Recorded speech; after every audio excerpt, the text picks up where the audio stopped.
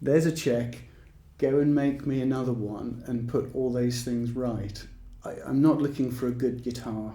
I'm not even looking for a great guitar. I'm looking for something exceptional. Yeah.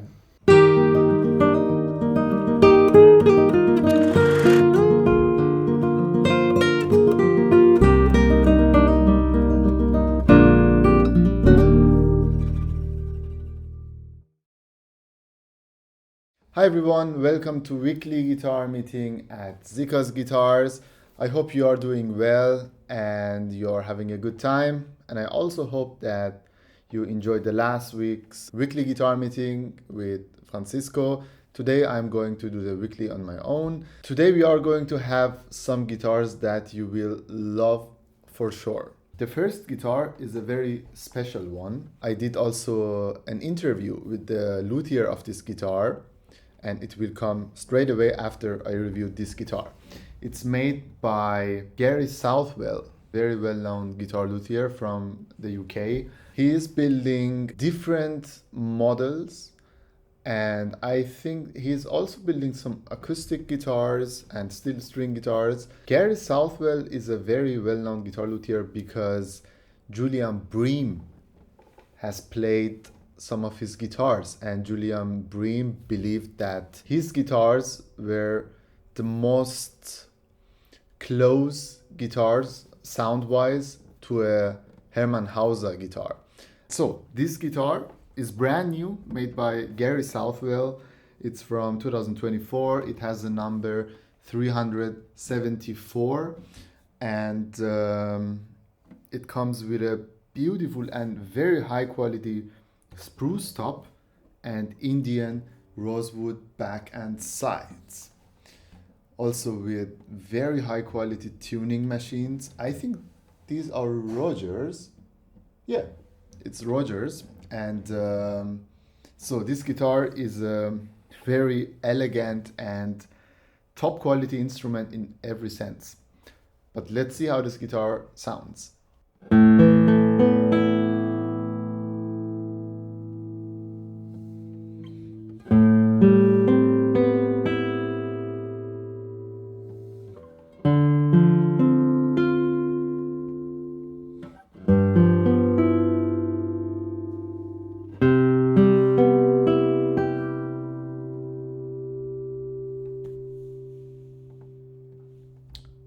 This is a very special instrument. I will play more.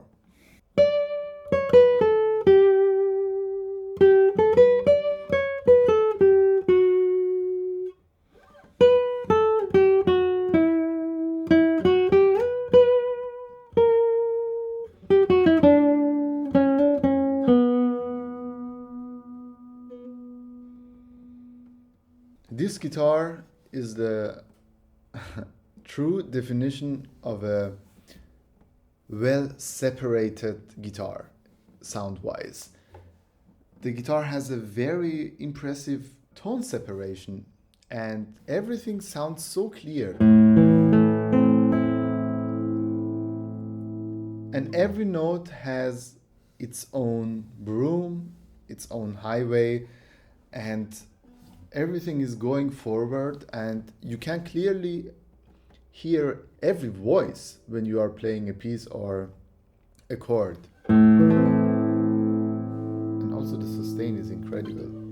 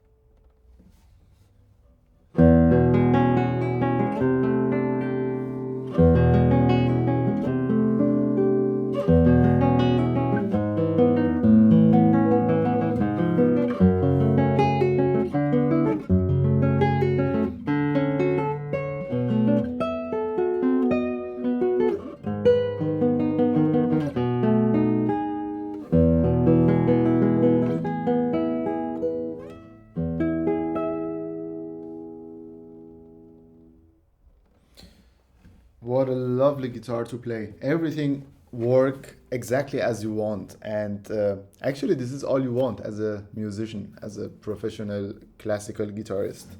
So it was a Gary Southwell guitar from 2024, brand new, and let's listen to a very interesting interview that I made with Gary Southwell a few weeks ago.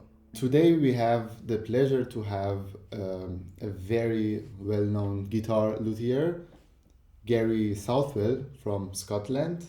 Hi Gary. Hi. It's nice to have you here. How are you doing? Good, thank you. Yeah.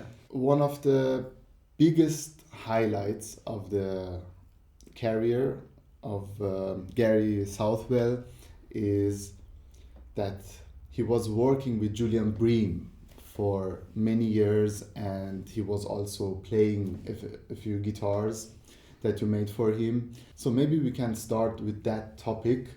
Sure. And you just tell us how did this all started, because this is a very interesting and exciting story for a lot of people, I guess. Sure, okay. Well, I know that a few guitarists had recommended me to Julian because he was looking for someone to copy his 1940 Hauser guitar that he had on loan from Rose Augustin at the time. And I was well known for really a copyist of making many copies of 19th century guitars, and so I think it was that skill he was coming to me for, really. And so one day I just received a letter in the post, and I still remember it well. He wrote to me and asked if I would be interested in making a guitar for him. Wow. And of course, any guitar maker would think, of course. Why not? Yeah. So so I quickly replied saying yes, I would. And were you living in London? No, I was living in Nottingham. Nottingham, which is sort of in the middle of England. They have also a football team, Nottingham Forest. Nottingham Forest, yeah. They're very famous. I know it as a football team. They're famous for two things: Nottingham Forest Football Club and Robin Hood, the legend of Robin Hood. Yeah, yes. Right, yeah. So, yeah, I was born and brought up in London. Then I moved to Nottingham, lived there and worked there for many years. And now I live right up in the sort of, well, I'm right on the border of England and Scotland on Hadrian's Wall. Okay. Yeah. So yeah. So anyway, we arranged to meet, and he invited me to go to his house and stay for a few days and examine the guitar, and I think also interview me a bit and find out a bit about me. And it was great, really, because often when you copy an instrument, you only have a short period of time to examine it and photograph it and take measurements. With this, I had lots of time to really examine it. And Julian was there and, saying, how about this? And so there was no pressure, which was great. And also over the years, I had the chance to see it again and revisit it. So I really got to know that guitar very well, which was quite unique, really. But we had the meeting, and I went away and I made a guitar for him. Wow. And so I clearly remember our next meeting when I had a finished guitar for him. And so he took the guitar from me, and he didn't say anything. He just sat and played the guitar for maybe half an hour. And he not only played it, he looked at it closely and sang into it and all of this. In the end, he came and talked to me and basically told me everything that he thought was wrong with the guitar. Oh, what a nice way to start to talk about the guitar. Yeah. And it was even things like the shade of green I'd used on the veneer decoration was the wrong shade of green. Okay. It was like he was really, So he was paying attention to a lot of small everything. details. Right? Everything. Okay. Yeah. And of course, I was there just thinking, this was my chance. My only chance to impress, and now I've blown it. But then he sat and he wrote me a check and said, but that's the best first guitar anyone's ever made for me. Wow.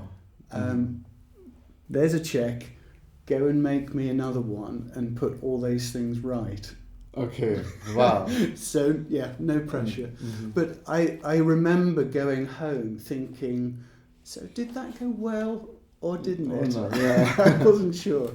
But it proved to be the start of a long relationship, and I ended up working with him closely for about 14 years until really he was he'd retired from playing by then and not in great health. So we stayed in touch with letters and things, but so you have built several guitars for him, and he always gave some suggestions or advices to improve the sound. Sure. So they were always the 1940 Hauser. There were always copies of that. Within that, he was just always pushing me to do better. And he once wrote to me and said, I'm not looking for a good guitar. I'm not even looking for a great guitar. I'm looking for something exceptional. What that is, it's difficult, because when we get into those realms of sound and playability, it's a bit of an abstract notion, really. And of course, even a great player like Julian, it would perhaps be different for him than it would be for another guitarist. But anyway, this was the journey we went on together, and I think for his part, he recognised my talent, and that is why he pushed me very hard. Otherwise he wouldn't invest that time. He wouldn't have wasted his time. He didn't need to. Exactly. So. And for me, I think I'm someone who would respond to that sort of challenge. And I was always prepared to put my opinions aside because, he had such experience and such knowledge as a player. I think I'd be foolish not to just accept his interpretations and try and find answers to his questions, really. So over the years, I actually made about 12 guitars. Well, I made 12 guitars for him.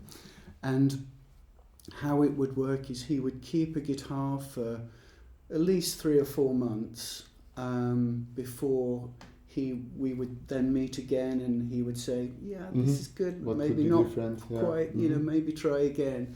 After, I think it was about 8 guitars, I made one which he ended up doing nearly all his final concerts on that guitar. On that guitar.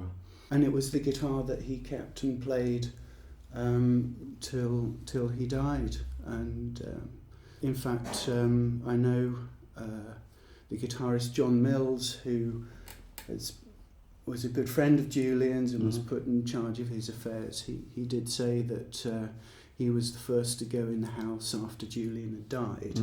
And he called me to say, I found your guitar just standing next to the music stand open, where he'd obviously been playing it close to the end. Wow. And so Julian wasn't someone who easily gave compliments to people. And I think he was also straight, right? Oh, very. He didn't try to be what could be better next time? It was like, you have to change this and that. Yeah. As a personality, we would say, very blunt person. Yeah, and if he felt something wasn't right, he would just say it. He wouldn't be polite. Yeah. What I'm very curious about, if we are today talking about the sound of a guitar, we are talking about dynamic, loudness, and tone projection. I'm curious, what was his criteria when he was testing the guitar? Was he asking for loudness or balance? How did he talk to you? So, okay. Or was it like sound colors? What was important for him? If you still know that. Well, I suppose the simple answer to that is everything. Everything, okay. I think he did love that sound of that period of Hauser guitar, and with the very low resonance. Very early on, he said to me, to think of the guitar like a cello, because if you look at the range of the guitar, it is more a tenor range and cello-like than it is soprano and violin. And he said, too many makers today make a guitar like a violin, but I like a cello. Yeah. And again, that Hauser guitar is very lightly built, and so you really feel it resonate, and he loved that. He said, I love to feel when you play a low note, you feel it going through your body. Yeah. So though that was all part of the sound world that he loved, but within that, yes, he was a very colourful player. So it had to respond to all the sort of tone changes and things that he did. And, he also had a very special way of making a vibrato. And again, that had to come easily. So I think, all these things had to be, it had to speak easy to him to play all those things. But at the same time, he was a concert performer. He needed it to project. Yeah. So I think we never really talked much. I mean, when we use words to describe sound, it's always difficult, isn't it? Because everyone will take a different meaning from something. But when people talk about a guitar, having lots of volume or being loud, that can be quite misleading. Because sometimes maybe what appears to the player or close up as a big, loud guitar actually doesn't project very well. Yeah, exactly. In a small room, it's maybe loud, it's very responsive, and you hear a loud sound, but in a concert hall, after 10, 20 meters, the sound is very different. And some Hauser guitars, sometimes, if you play them, you don't think, oh, it's a loud guitar. But in a concert hall, you can sit on every corner and you're hearing a very balanced sound and good projection. That's what you mean, I think. So I'm thinking, I don't remember us ever talking about the volume of the instrument. Okay. But we talked a lot about the projection. Okay. And again, I think because of his experience, he had a sense of when a guitar was really projecting well and giving well. You know? I think I would take it as a given that the guitar was well balanced, and I think there are some things like that never really came into the conversation much because it was never a problem. But an interesting dynamic is when you make a guitar that is very responsive to the low end, a lightly built instrument like they were. It's often,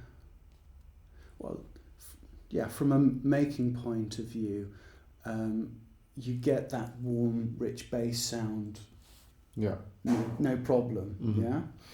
You can get balance through the instrument. What becomes critical with that is the very high end. And again, I remember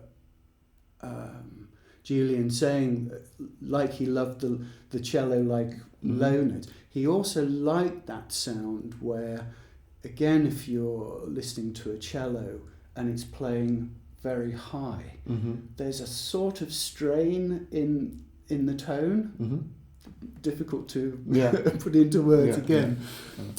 And he liked an element of that in the high notes as well. So there you get quite a tricky thing, because you need clarity, and that needs to sit on top of the sound to some extent.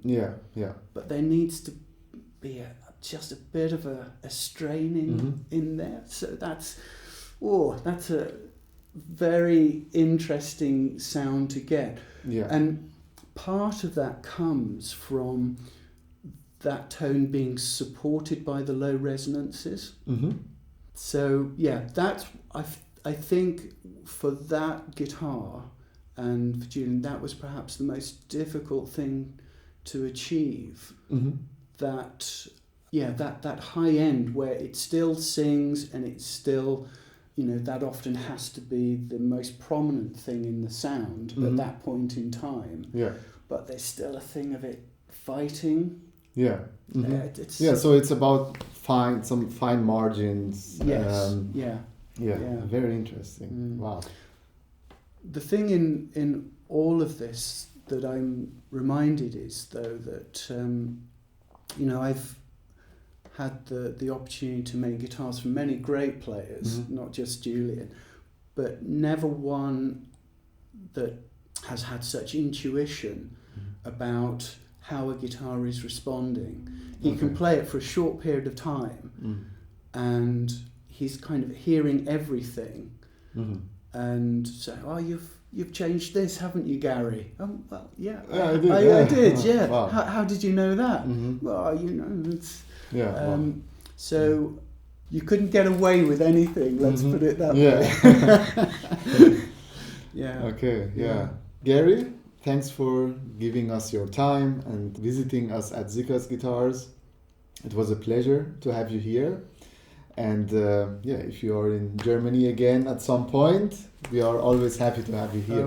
I will come and visit again. But you're very welcome. It's been good.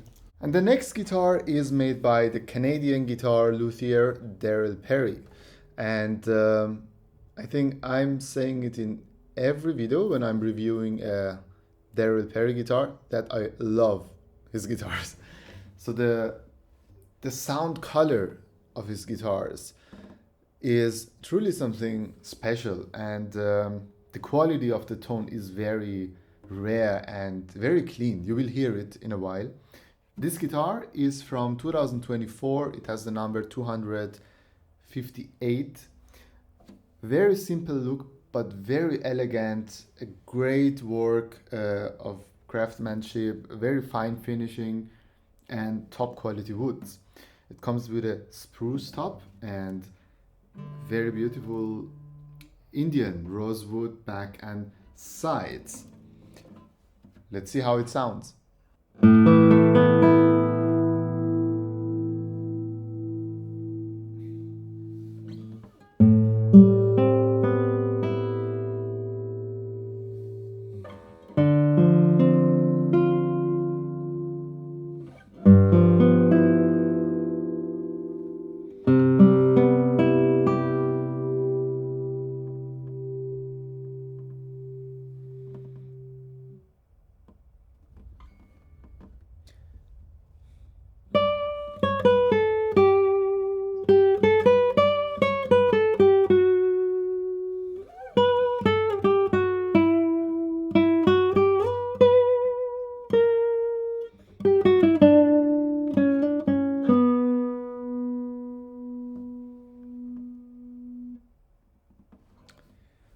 I have to be honest, I think also this guitar sounds somehow or a little bit close to the Gary Southwell guitar. Also, this one has a very good tone separation. It has a very clear sound. Every single tone of the chord, every interval is very clear, and you can separate the tones very well, and the tone color is amazing.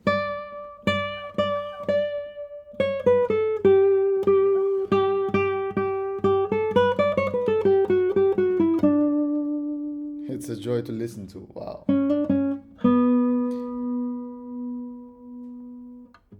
But let's play more.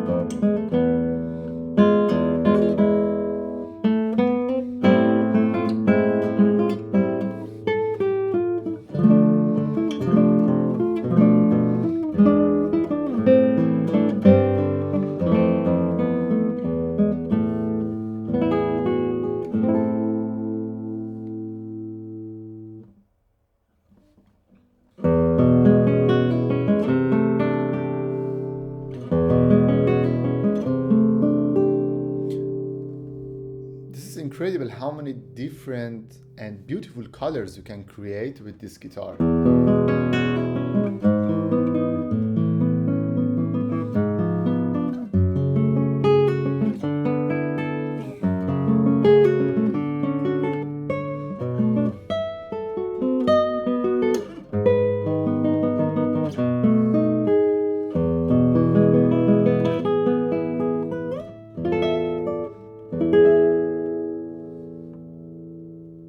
With this guitar, you have the feeling that it's very intimate sounding, and you can somehow put your own personality in this guitar. So the sound, what is coming out is like, it's your sound. You produce the sound. And this is the most special thing about this guitar. Yeah, it was a Daryl Perry guitar from 2024. And let me know what you think about the sound of this beautiful instrument. Next guitar. And this guitar, I mean, it's not a secret anymore that I'm a fan of this guitar luthier. It's made by Adrian Heinzelmann. And this guitar is from 2017 and it has the number 2. It doesn't mean that this is the second guitar that Adrian has built. And I think it's also the first Spruce guitar that he has made. So because the number 1 is a cedar, I think, and this is the number 2 and it's a spruce. Beautiful work, very precise, incredible craftsmanship, and the interesting thing about his guitar is if you compare this guitar from 2017 to a guitar from 2020, they are nearly exactly the same. I mean, for a luthier to copy his own guitar and to build the same guitar in terms of quality, constant quality, is very difficult, and he's doing it since years. And this guitar comes with a spruce top and Indian, wow, beautiful Indian rosewood back and sides. It's a lattice braced guitar. It's going to sound loud, responsive, and I mean, you will hear it in a bit.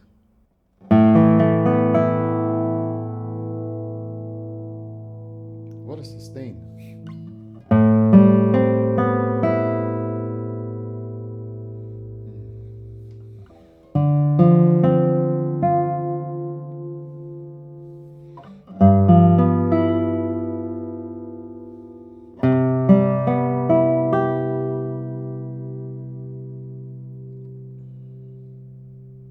Fresh air.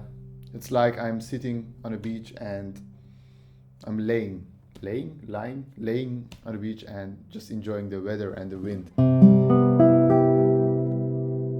So many soft overtones and many other qualities.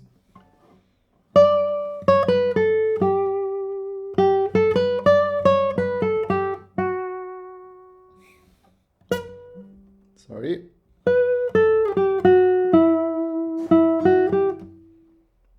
It was the heater. Okay, a new take.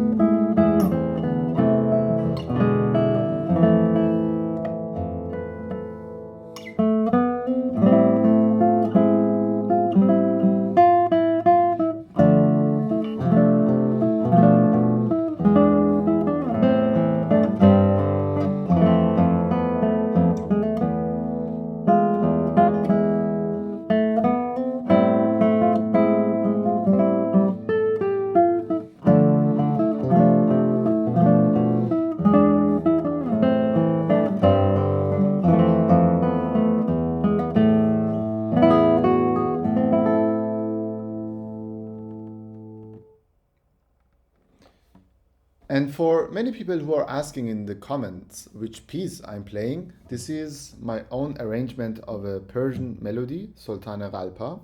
And if you're interested in the scores, you can find the link in the video description. Okay, let me play one more piece on it.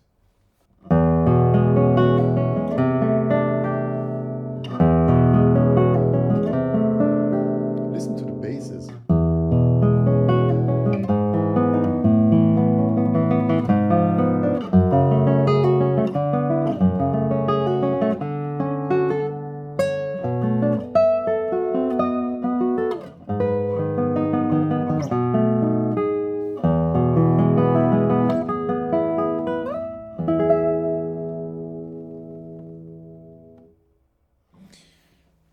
Well, it's a very modern sounding guitar. You have a very mellow sound, dark, a bit nasal, which is actually, I mean, he's aiming for that kind of sound.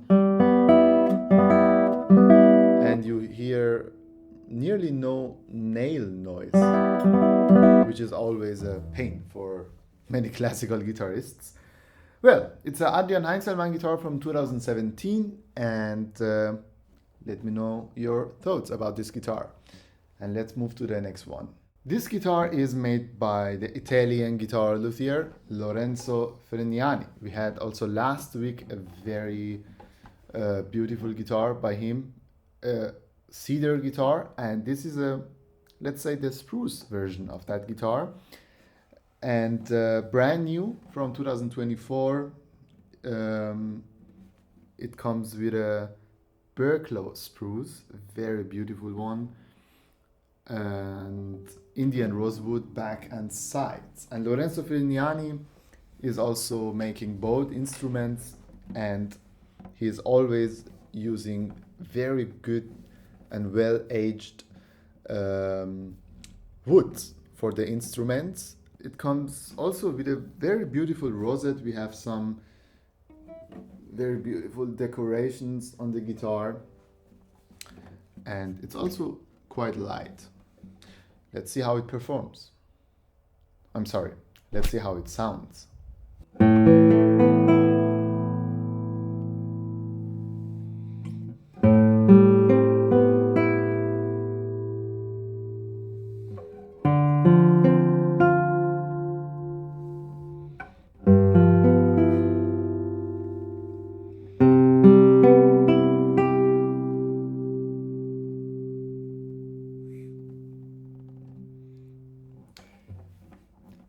Also, as the other Italian guitars, this one has also a very beautiful tone.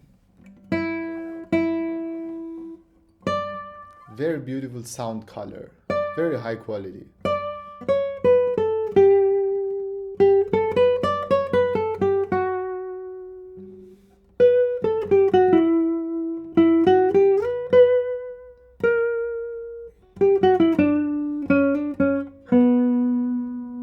Very direct and very clean. You don't hear a lot of overtones, but it's a very clean sound. So the tone separation on this guitar is also very good.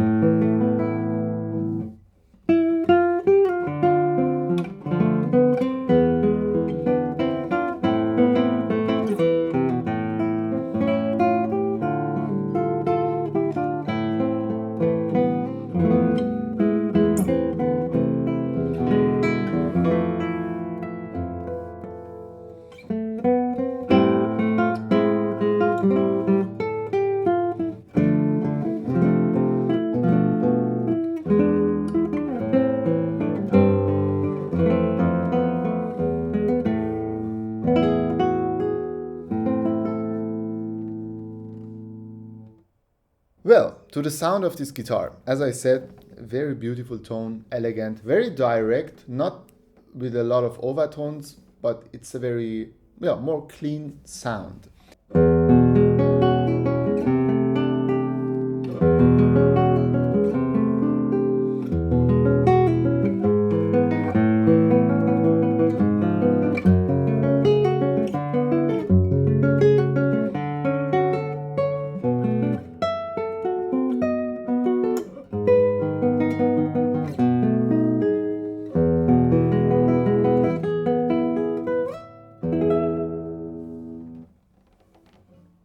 Lorenzo Frignani from Italy, brand new. And yeah, let's move to the last guitar of this week.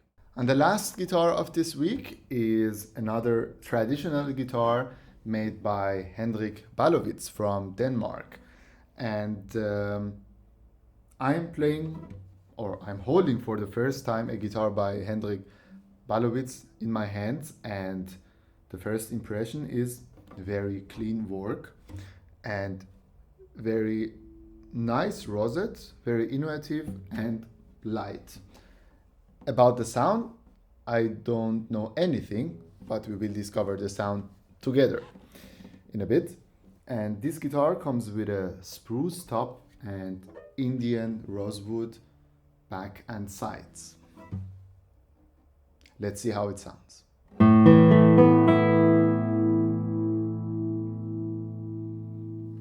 Much louder than I expected.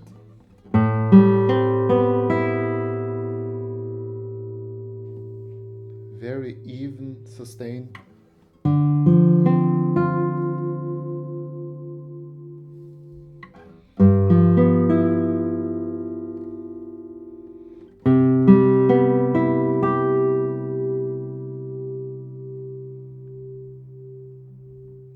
Wow. So, from these chords, you can note the sustain, the long sustain of the guitar. I hear also a lot of overtones, very soft overtones, what I personally love in a guitar. And a very well balanced sound. Every tone has nearly the same loudness.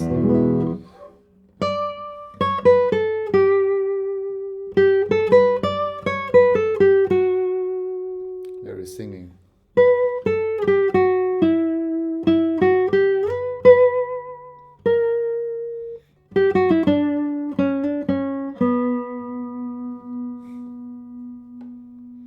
Congrats to Henrik Ballowitz. Very good work.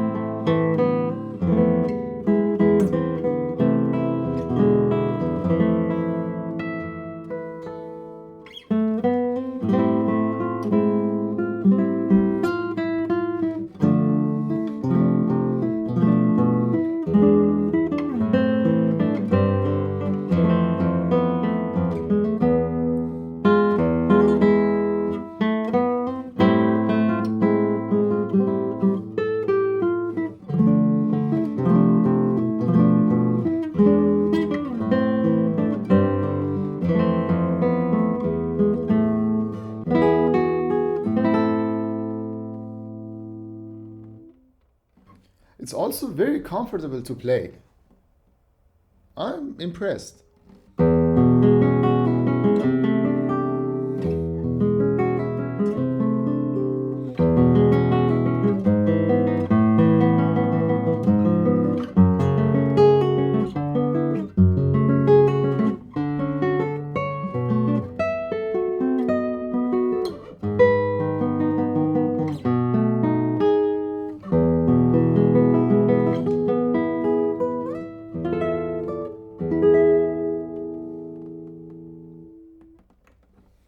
So once again, congrats to Henrik Ballowitz for this guitar. I think it's a very good guitar. It works very well. You have a long sustain, singing tones, soft overtones, and yeah, very clean work also. Well, it was the last guitar of this week. I hope you enjoyed this week's weekly guitar meeting. And next week, probably I will be again with Chico, with Francisco. And yeah, if you enjoyed this video, please don't forget to leave a like, and as always, leave a comment so that I can know which guitar did you like the most, and you can write whatever you want. I will be very happy about that. Well, have a nice weekend and see you next week.